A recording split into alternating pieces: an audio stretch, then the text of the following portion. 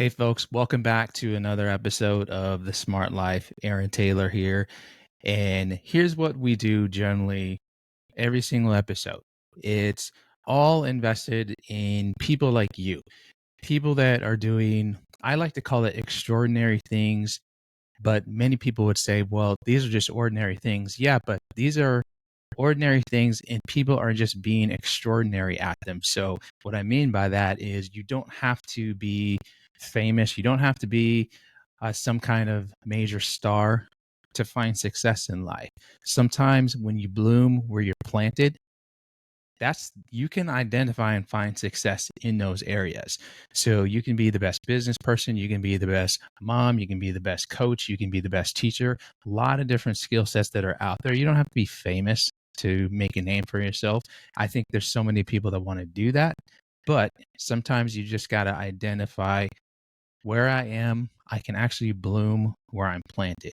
And when you do that, everything in your life becomes more peaceful. And this is just what I found in my own life is if I bloom where I'm planted and if I just sit back and excel in the gifts and the talents God has given me, then I'll be okay. And I can find a way to impact other lives, just like everyday people like you are impacting lives. And I have an extraordinary guest here today. Well, first off, let me just kind of share just a little bit about her. So, Christina Sagarminaga, one of the nicest and one of the most kind people that I've ever met. Just a backstory: we were teammates years ago, track and field, and one of the things I really value, and one of the reasons why I wanted to bring her on here, is she's identified, even as a single mom, how to become the best mom, but also still be able to do the passions in life that she's doing. You know, she's a health coach, she's a teacher, she's an extraordinary mom. So when you find your niche and when you take the time and just develop and still grow, because there's a lot of single moms out there that don't feel like because they're in that state of singleness that there's a reason for them to excel. Well, she's found a way to definitely flourish in the seasons of her life. And Christina, I just appreciate you being here today. And I love just seeing the path that you've continued to grow on. Obviously, spiritually, you've grown. You've got great relationships. You've got great coaching. Um, there's so many people, especially single ladies, that don't feel like because I'm in a state of singleness and because, excuse me, that, well, I'm trying to raise my kid. How do I actually still find time to actually find my passions? And how do I find time to actually do the things that I want to do? And is that even possible? Maybe kind of share what you've been able to do over the last couple of years. You've raised a tremendous, beautiful, beautiful daughter. She's so highly spirited. And I just love just seeing the continued growth, not only for you, but also for what you've been able to do for your daughter. First of all, Aaron, I'm really excited and it's such an honor to be interviewed by you. The friendship that we've had for so many years and the accountability that we've had for each other has been amazing. The support from you and your wife has really brought consistency in my life. And I'm so excited to share with you and everyone that's listening. So as a single mother, it's been pretty tough. I'm not gonna lie. There's been a lot of challenges. There's been a lot of sleepless nights. But I can say that, with the support of my family, the support of the village, right, that we create around our children as single moms, it's really helped us to move forward. And I definitely think that working on my faith, really finding myself in a vulnerable stage where I know that I can't do this by myself. I need support from my loved ones. I need support from God. I have found myself, feeling at the lowest where I kind of started to understand that it's okay not to do it by yourself. It's okay to get help. So with that, with the support of my family and my friends, um, it's really put me in opportunities where I can do certain things for myself. I can still give the things that I want and need for my daughter, right? So one of the things that I can give a tip for all these moms that are trying to find a way to connect work maybe and finding that extra time to be with their child is so for example I coach 4 different sports on our high school and middle school campus. And as she gets older, I start to expose her, right, to my coaching style. She comes to my practices, when she can, right? She engages with the athletes. She's seeing mom coaching these young kids. So she's kind of mimicking, some foundation of leadership, right? So I really try to find a way to kind of incorporate a degree, right? Because sometimes you want to separate work life and personal life, right? But there's this like degree of overlap that I kind of allow with my daughter and myself to kind of merge it together because we spent all these hours working. We spent so many hours with our coworkers, where a lot of my coworkers as well have become my friends. They've become a part of my village to help raise my daughter. So, it takes time for all of our single parents out there that are going through this journey to really find like a balance. I still haven't mastered it, and it's okay. But I think definitely the support of God and my family and my friends, the village that I have, has really helped me start to find more time for myself because it can be very challenging for single parents to give to you instead of giving to others. Um, so yeah, so as time goes by and with prayer and support from people that care for me and my daughter, we slowly, as a team, because even though we say we're single parents, we're part of a team. Okay. Even if you feel like you don't have family or friends that you can confide in, you know, connecting and fellowshipping maybe with a smaller circle. Um, for me, it's church, right? Finding a way where, along with consistency in a place where I just kind of like, I know I need better, but I know that I can't do this by myself and continuing to like let that be okay, right? It allowed me to connect more with the people at church. And it's beautiful because now a lot of people in my village that support me and my daughter are now coming to fellowship with me. So this circle of unity is great. It's beautiful, and it's only growing for me and my daughter and my family. Um, so definitely all these small keys of just like patience, right? Recognizing that even though you feel alone, you're not alone, right? And allowing help to come in and merging a degree of, personal life and a degree of business, of work or business to really allow yourself grace. Like, it's okay. Like, I can do as much as I can, right? Right. So, yeah. Absolutely. And here's what I love about this is the community aspect, because I love the fact that you touched on you can't do life alone. There's a lot of people that tend to, in a season of loneliness, they resort to isolation. They resort to confining themselves in a state of darkness. And I don't really like to use that, but that's almost become the norm. So for a lot of ladies, and this can also result to, even men too, is you have to, one, I know that oftentimes when you are isolated or when you feel lonely, a lot of times we can feel helpless and we can feel hopeless.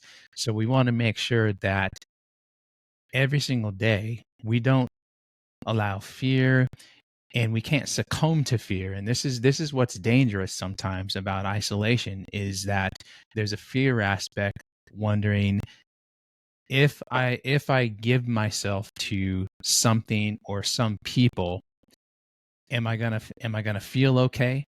Because right now there's a lot of single parents where they may not feel okay, and they're trying to cope with it in somehow. And the worst case you can cope with it is isolation. But the best Exactly. way that we found is community, community and consistency. That's what's going to build your confidence. And what we've seen with you and your daughter is we've seen that community come around. relationships have started to come in. Then there's additional resources, and you're fine, and it's helped you unlock and identify, okay, there is purpose.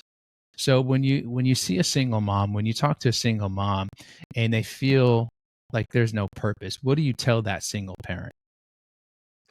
Um, First, I validate their feelings, right? I feel like feelings are never wrong. In their perspective is reality, right? So, when you speak to someone that you care for, and it's normally when I speak to single parents, I have a lot of friends that are single parents. They're in this world where how they feel is everything to them. How they feel is their reality. So for me, sometimes I feel like when I talk to someone like that, I make sure that I am holding them with kindness, right? I'm making sure that the words that I deliver right after they say something so strong is supporting them as much as they can and being very selfless, right? Because you want to give advice, but you have to understand that um their perspective is different, their feelings are different, their wants are different. So when I have someone who is a single parent and to them they feel like they're struggling, right? I tell them it's okay to feel in a place where you want different, because that's where you're saying, right? Like I have no purpose. So what you're saying is you want purpose, right? And trying to shift the perspective where it's, that's growth. The fact that you are vulnerable enough to say that I don't feel like I do, that's the start, right? Because a lot of people suppress their feelings. A lot of people are high functioning, where inside it's very low functioning, right? So from there, you know, we kind of ask questions not to dig at them, but to see where this feeling is stemming from. And from there, it's kind of trying to find a way to see how we can connect, right? Because it's not going to change overnight. It's not, right? You get to be there for them, you get to listen, they get to express themselves in a very safe place that you can create for them. And then from there it's that accountability, right? It's the check, because sometimes they don't want to hear things that I think that would be great for them, because we see this different vision of them and what can be, right? So just allowing them to be in their current present feelings, and from there continuing to check on them, and to find ways to maybe connect with them Hmm. at where they're at, right? And I think that organically you start to see the growth in them by your support or their support from others. And from there it's just this organic thing where what else to say to them, what else to motivate them with, so I think that really letting them, being present and being consistent and just allowing love and prayer on them, um, there's going to be this amazing shift that we can all see and feel. And then you just continue to fellowship, you continue to do life, you continue to say, hey, great, your son has a soccer game, I would love to go. What, you would love to go to my soccer? Absolutely, let's do it, I'll bring the little one. They start to see, wow, right? And organically things, they start to shift in their heart, they start to continue to be vulnerable and say it's okay, right? And then eventually they get to be that example for somebody else. That's great. One of the things I've spoken to a lot of, whether you're a single father, single mother, and this is kind of the most common thing that I've heard more than anything, is a lot of single parents feel like they failed in their journey. And so there's the constant stage where they feel stuck because they're constantly replaying the past instead of looking toward the future. And what's dangerous sometimes is when we tend to constantly replay the mistakes, replay the setbacks, replay kind of what happened here and then, it kind of takes the hope and takes the joy out of your spirit. And there's that struggle sometimes where, oh, I don't know if I have a purpose because I did this, I did that. Well, okay, we understand that maybe there may have been a season where something may not have worked out the way you wanted, but that doesn't necessarily mean that you're a terrible person. That doesn't mean that we think of you any differently. That's just one setback. So the key for you is you have to learn to get back on your feet. You have to continually look forward. And if you want to know, do I have a future? Well, you've got to learn to turn the page, because when you turn the page, guess what? There's another chapter. When you choose to stay stuck, well, then you're replaying things over and over. So get on to the new chapter of your life versus replaying chapter 3 over and over again. And we've all been guilty of that sometimes. And because sometimes we tend to kind of be the biggest critic of ourselves. And I think all of us are. And we struggle with that. So how does somebody, even in this kind of season, how do you choose, what helped you, what picked you up in, I mean, maybe there's some single moms out there that kind of want to know, like, hey, I need to pick me up. What did you specifically do? What was a step that you took, or even steps that you took that allowed you to feel confident as you continue to keep progressing? Um, so Aaron, there was a point where I felt like I was trying to do everything myself, right? And I'm really gonna go back to the story of like me, right? Because this was probably where I thought I was in more control of my life when I really wasn't. Um, so for me, it was recognizing my lessons. And I think for me, that was the start. So when I started to realize that the more I thought that I had control of everything, that I can do it by myself, life really had a big twist on me and a big twist on my daughter and how we shared time together. So when I really sat in that and I started to realize that um, there is a plan for me, there is already a story written for me. Um, for me, it was just really understanding what patience means in my life because I was really struggling with that and knowing that um, for me that God is already giving me this path and he really wants me to figure out that that I am not by myself and this is not for me to do by myself, right? So when I started to recognize my lessons and really understand why I was getting the same results, I really had to look in the mirror and be like, okay, like I we need to shift. Like you said, we need to turn the page. And I need to stop trying to fast forward these pages to the end of this novel that I think that I have completely written out. So for me to even grab the pen and even put that pen to paper and create a new chapter, I had to really start working on myself, right? Instead of having the control and it me, it was more like, how can I better myself internally? So I started to do things that shift my spirit and my mindset and then physically my health, right? I started eating better. I started to sleep better. I started to work out again, right? And I started to shift the selfishness and thinking that I can do everything myself when it comes to my life and my daughter, and really focusing inner towards the inner health of myself, right? My mental health, my spiritual health, my physical health. And with those lessons learned became this new practice and exercise of bettering myself because I know the better I think, the better I feel, the better I move, it's going to affect myself and it's going to affect my daughter. There's a huge correlation. They're going to see me happy. My daughter's going to see me happy. They're going to see me eating good foods. You know, they're going to be more positive because mommy's positive, right? So there's like this huge correlation in thinking that I was bettering myself and doing things selfishly, as in demanding more time with my daughter, demanding certain things that single parents do sometimes when they co-parent, right? Being to a degree very selfish and not considering the other co-parent, right? Because I had many wounds and triggers that I haven't healed myself. So when I started to heal internally after these lessons, now I'm like, okay, I could pick up this pen.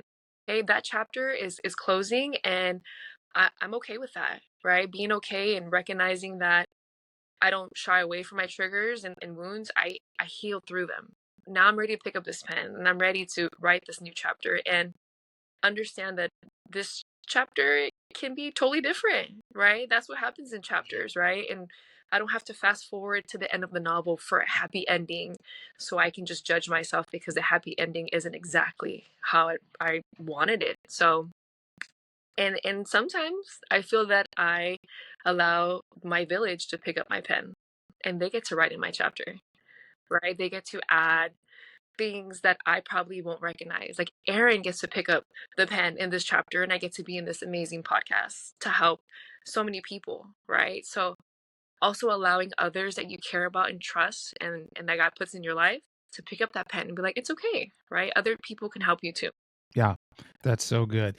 I want to jump back to one thing that you had mentioned, and let's switch gears here because one of the things you mentioned with your kids, and this is what I really want to make sure that we really have to make very important to our kids' life. We have to understand the fact that kids mimic everything the adults are going to do. And I've Absolutely. and I found this out. Obviously, you found this out. They will mimic every behavior that you do. So, for example, if I'm happy and my kid sees me enthusiastic, if they see me empowering, well, the chances are they're going to mimic that same behavior. But when you switch the behavior to dad is down or mom is down or and there's and the kid sometimes, yeah, I don't know if you've had those moments where your kid is just trying to like nag you and then your child just you can't get past you can't get past the internal sadness because we get so stuck in our own feelings and emotions, and our kids are trying to pick us up, but then the emotions change in them because they see the emotion of the adults, and they have no idea what we're dealing with. They have no idea how to communicate with us, and so sometimes it can bring some heaviness, it can bring some burdens on them. And the No, yeah. last thing we need to do is create an environment where the environment is stressed, it's chaotic, it's sad, it's depressing. No kid wants to be around that. No, No. absolutely. No, I that it reminds me one day I there wasn't really an expression on my face. Um, but children are born happy, right? God gives them that gift where it's like, you're happy, right? I give you this gift of happiness. And even though the world might show you a little different, like I'm going to support you navigate through life. And I just remember one day, like, it's not the fact that I was upset, or maybe I didn't even recognize my facial expressions because kids, you don't say it, they can see it on your face. Yeah. Little one said, Mom, why are you not smiling? And I wasn't yelling. I wasn't crying. I wasn't doing any of that. Mom, why aren't you smiling? And I'm like, I'm smiling, babe. And you dig deep and with every little degree of energy that you have. And it really gives you this perspective where it's like you really set the day for the kid. So one of the new traditions that we do because our mornings are hectic. I know parents are like getting their child ready, getting themselves ready, especially single parents that are working, right? It might be really tight to your schedule. So the morning is crazy and it's hectic and there's a degree of stress, right? And there's a degree of rush, which is unfortunate. And that's the chapter that we're in now. So when she gets to school, she gets in line and it's from afar, right? Because they gather with their peers and I make sure that I wait and I do a dance and she does a dance with me. Oh, So, that's great. even though the day is crazy and there's a little bit of a oh Layla, this is the third time. I know that if we end that just starting the day just with a little dance and she dances back and I dance back and don't mind any parent that's looking at me because it's just me and my child. She dances her way into school and that's how she's going to start her day. Definitely, a monkey see monkey do kind of situation with our little ones, and sometimes we drift from that. We kind of forget. Yeah. I love that because I get it sometimes as parents, we tend to get too serious sometimes and we can get overly serious, but we Yeah. have to remember to enjoy these moments with our kids. In my 8-year-old, he's coming up on 9 here, but one of the things that I love about him is his energy level is so high. I mean, this kid can talk your ear off. He really will talk your ear off. And even though sometimes in my head I'm like, okay, but I'm just learning to embrace that. I'm just Yeah. learning to embrace his energy, because the last thing I want to do is channel a negative energy cell toward him, because that's because more people, and I read a stat not that long ago that said that more kids generally tend to remember more of the negative than they do the positive. So if they remember, like if I channel something completely negative toward him, that energy can sometimes have a it can have a long term or short term, kind of depending on, I guess it all depending on how you develop as a parent, but sometimes that can have a short term or long term effect. Well, what we don't want to do is create fear in our kids. We want to create moments, and we want to create uh, a great healthy culture in our household, and that's what we're doing. So what are some things that you've done to create a healthy culture just in your household? Your daughter, every time I see her, her face just lights up. She's full of energy. uh, Talk about some things that you've done, and there's probably a lot of other people that are wondering, okay, how do I create a healthy culture for whether I'm a single dad or I'm a single mom? Yeah. So one of the great gifts that we have in this house is that we live with our grandparents, right? We live with grandma and grandpa. You know, although, we are learning in life, and maybe one day, if we continue a relate someone else, right? Right now is a great opportunity where she can see love, right? And recognize that. So we have, we maneuver, and you know, grandpa loves grandma. Hmm. Um, Another thing that we do is it's so easy to fall into buying toys for the little ones.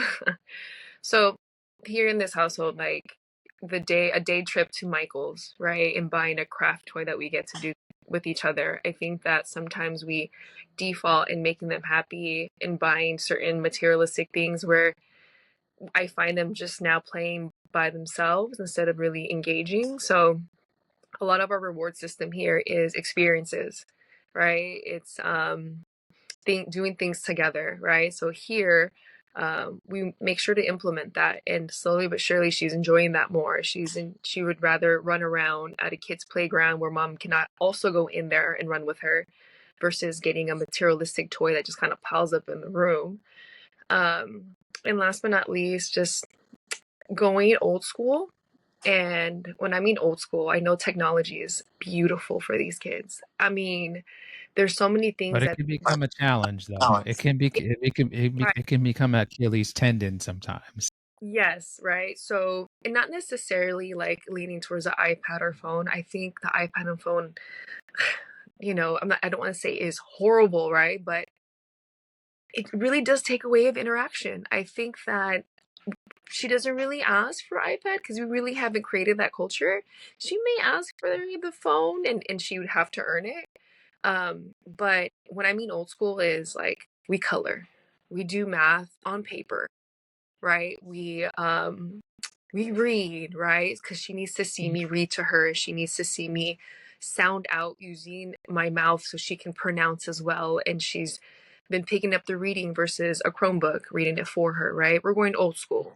We're going old school in a sense where we talk about feelings, right? And introducing, this word called guilt, which is a can be a gift, and it is a gift many times, right? She's interacting with her peers and she doesn't understand why she feels a certain way. So just creating that safe space, and it's normally before bed, right? Where so she can express herself, she can have a great night's sleep.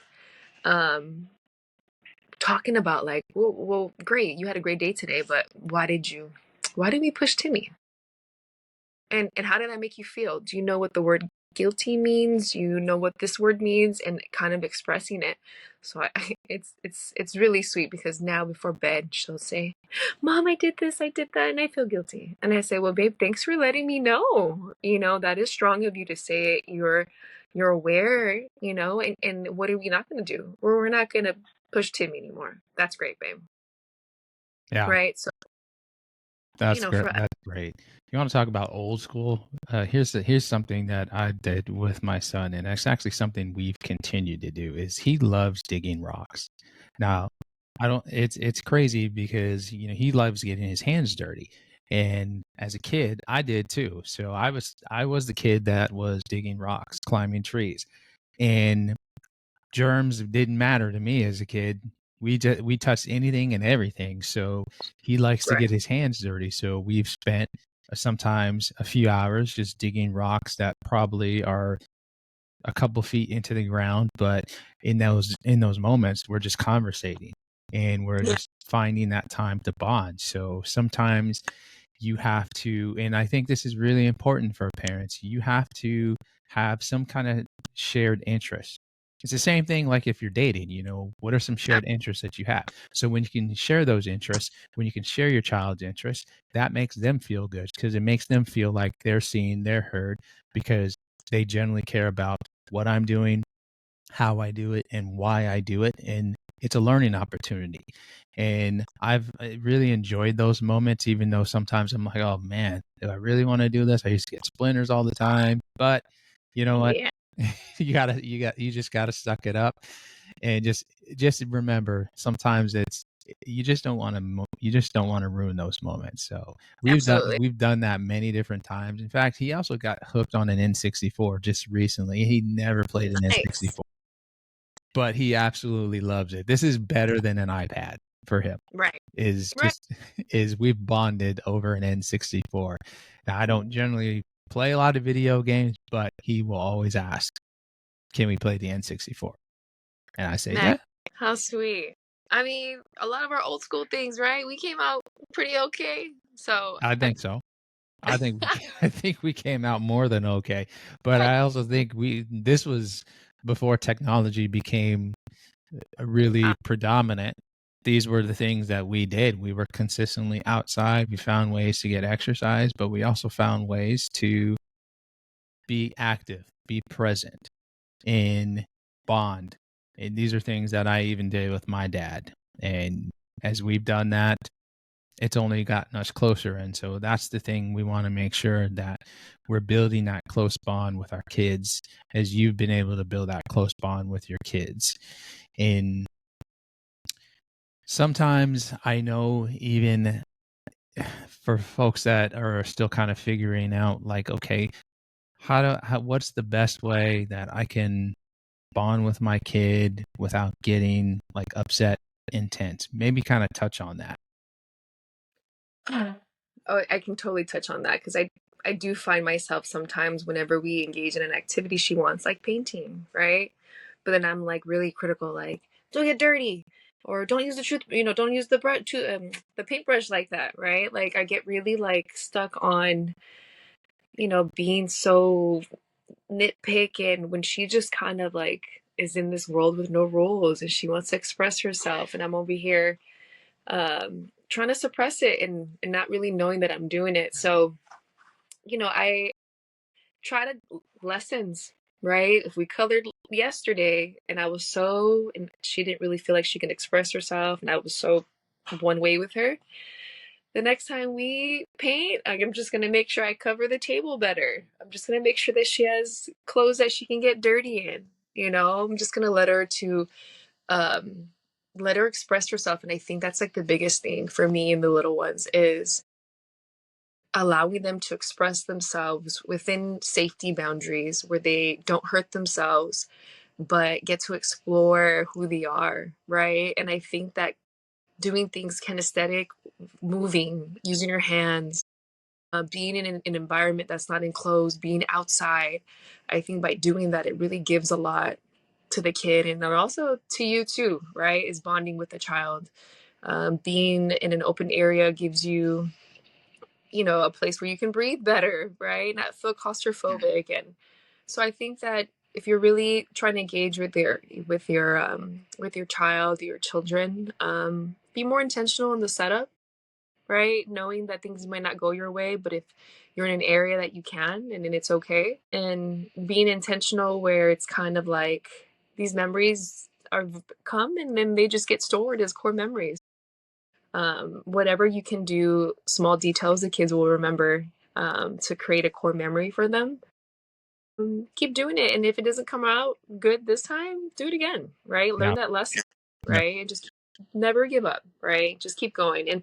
And sometimes your village comes in because you're just a little, it's been a long day, right? If we don't call it together, Auntie Michelle came over yesterday and she colored with her. And she had all the energy, right? Because she doesn't get to do this all the time. So she's giving her the all that extra energy that I'm probably a little fatigued on. So then the village comes in sometimes. Yeah, absolutely.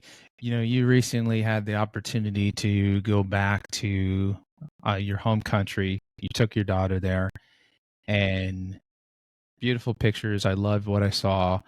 What were some of the biggest takeaways, maybe that you had just the two of you traveling together, and she got to kind of see like a lot of her heritage? What did that mean to you personally? You know, it's such a beautiful thing that we as a human race get to experience so many different cultures, right? um Taking my daughter to not only see her other family miles and miles away, um it also gave both of Layla and I this sense of resiliency. Like, there's something about getting on a plane, going far, far away from things that you're normally used to be around. And I'm not saying that I'm not used to my family in another country in Thailand, but sometimes when we're here and we do the same rhythm, same schedule every day, you forget some of your roots, and it sounds really unfortunate and it sounds bad. You're you really you have to be intentional, right, when it comes to your traditions and your culture, and especially having parents that are from two different countries and our traditions are different. Our foods are different, right? The language is different. So I think culture is a beautiful thing, and with my little one here and how we connect from here to Thailand or Guatemala, it starts with the food.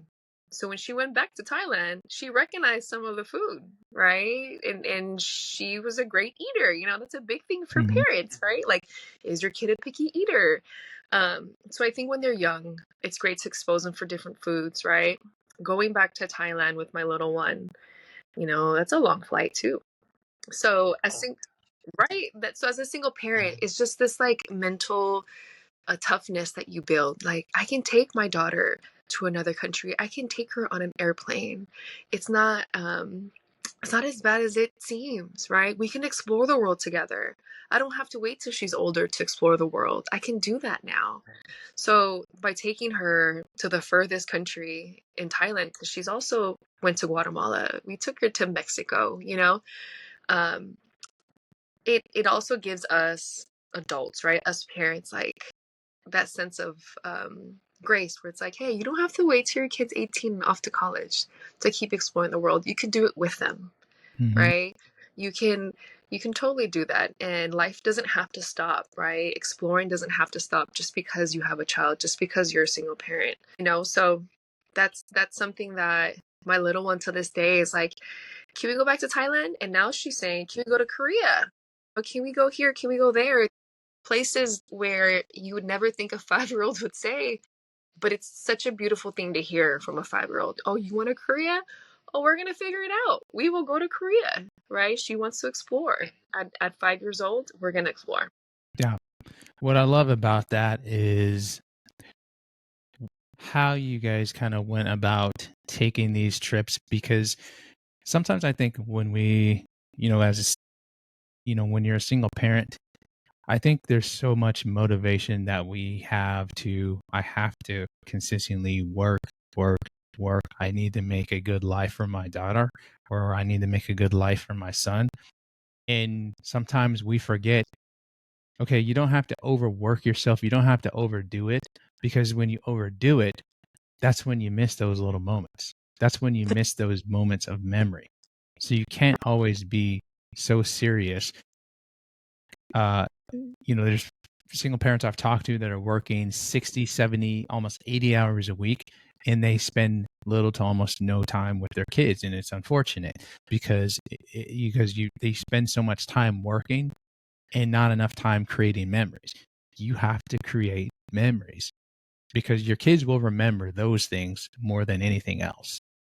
They will Absolutely. remember the memories. They're not going to remember where you worked, how much you made. Those things Exactly. aren't as important to them.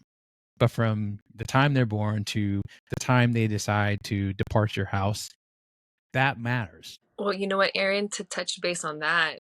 So we were in Thailand for 3 weeks, and we're talking about the middle of February.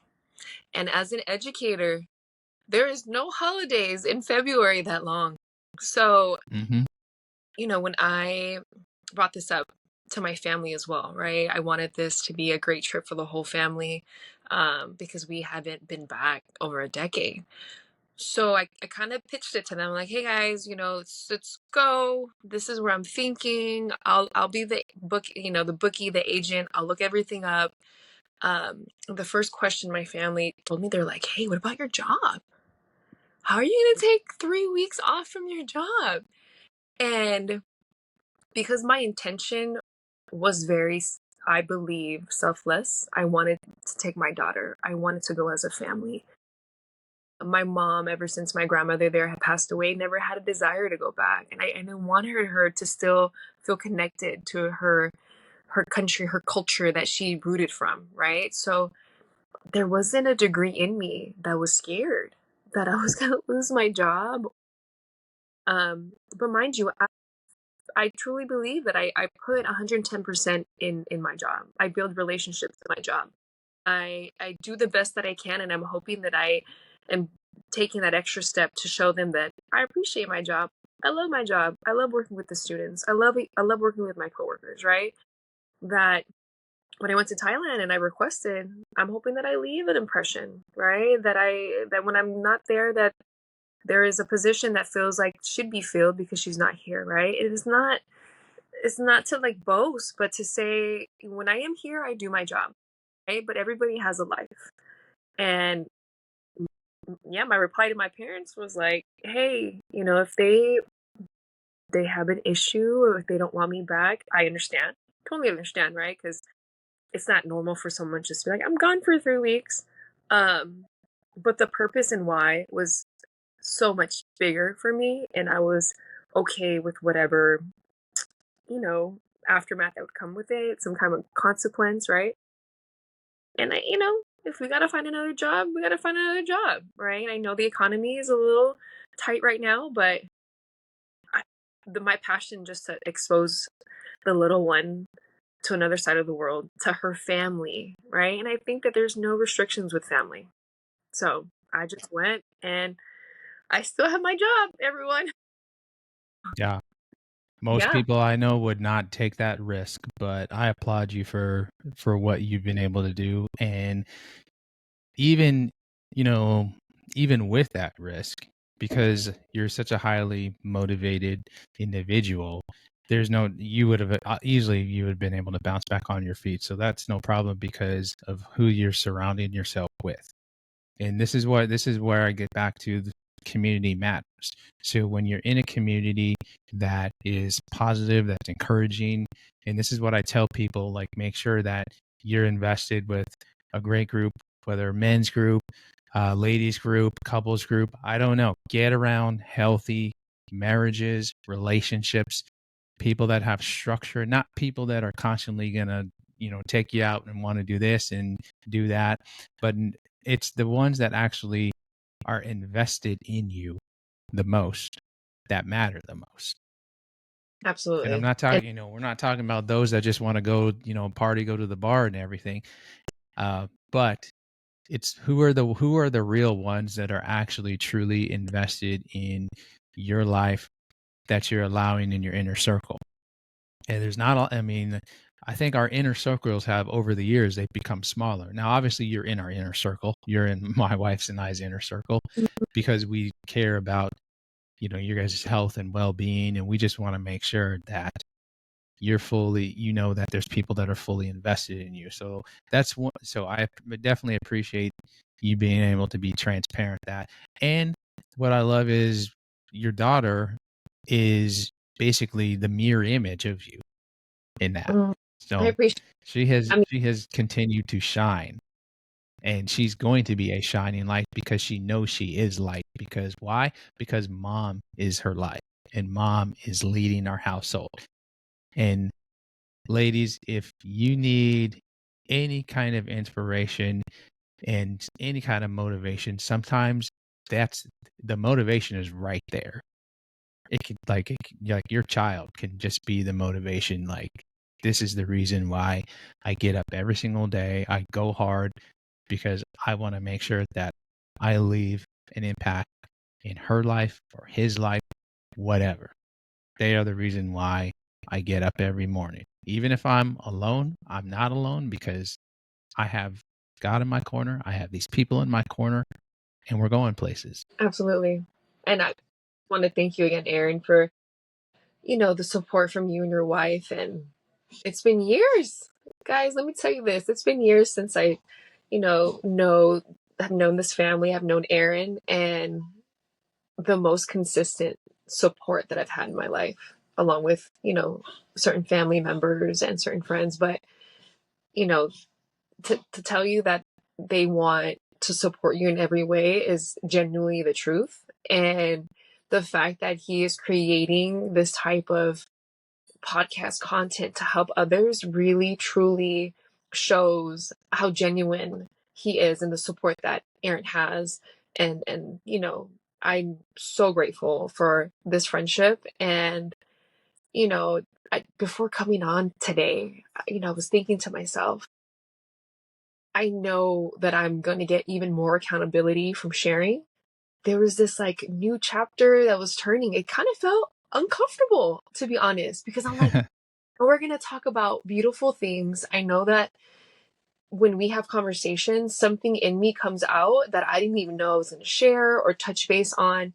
So it just goes to prove that everyone that's listening really connect with the people that support you, and you'll truly know, those that are there for you, based on their accountability, based on their support, based on the love that they have for you, and not only for you, for your child, and for your whole family, right? Aaron asked me, how's your sister? How's your brother? Right? So, really cherish those relationships. And I just wanted to let you that I'm really grateful for our friendship. Thank you very much. And we can't express enough gratitude for who you are and just the woman that you've become and the leader that you've become, because you're a great leader in your house. You're a great leader for your daughter.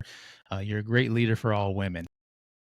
Thank you. And I think, I speak and I generally mean that you are definitely a leader among women. And there's a lot of ladies that you're going to impact because of what you've allowed to come into your life, who you've allowed to pour in your life. And I'm only just getting more and more excited to see your acceleration, your growth journey, and we get to be a part of that. So, and for those that are actually listening, how do people follow you these days? Is just your Instagram? It is. But you know what, Aaron? I did tell myself after having this interview, right? I definitely want to channel out. As an educator, we keep a lot of our social media platforms private, right? Students, we just don't know nowadays, right? But I'm excited because I definitely want to work on transparency with the world that everyone can be supported on. So I would say stay tuned. Okay. Please stay tuned on some type of platform that I get to connect with everyone, because this is definitely inspiring. Absolutely. And who knows, you may have your own women's podcast. No, Maybe. I'm just throwing it out there. It may happen. Yeah. You never know. So I appreciate you being on here. Thank you so much for this episode. And folks, you guys are going to love this episode when it comes out. And obviously, Christina, we definitely look forward to having you back on here. Thank you for just being an amazing light to all of us here. Thank you, Aaron. Thank you for this opportunity. Yes.